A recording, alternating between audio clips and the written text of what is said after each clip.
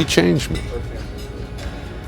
And how many people do you go talk to or hear in a talk, in a breakfast? Can you say that about? I thought the presentation was fabulous. I've seen Gaurav before, and he's bringing what I consider kind of the elephant in the room part of the conversation to the forefront. He is having us deal with something that we have lost sight of for so long. And what was so refreshing about Gaurav was to realize that we all have the tools. We just have to look in the other pocket. It's not some magnificent leadership thing, it's our humanity.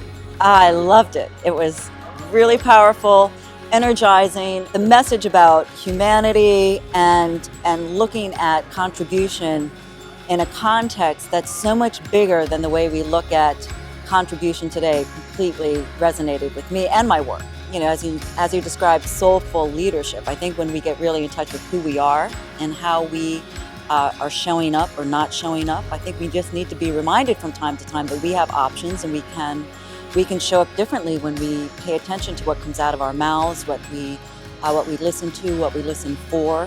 Yeah, it made a lot of sense. I thought he was an amazing, passionate presenter. Really enjoyed the program. My takeaway was that you need to listen to other people instead of giving your own thoughts and opinions and putting those on other people, and that it's the we that will create the leadership. It hit a lot of good targets here. There's a lot of people here that are in it just for themselves, and it becomes very apparent when you deal with people that are just in it for themselves. And the most successful people are the people that are finding out how to make it more of a team effort and make everybody win. It was very energetic. At one point I had to kind of smile to myself. It reminded me of almost like a Baptist revival. I mean, he's out there just trying to build a fever pitch in the audience, and it worked. It worked. Whoever thought it would have worked in this room, but it really worked. Yeah, he's energizing. He gets people to wake up and not just go through the motions. Personally, I liked his methods and I liked his passion.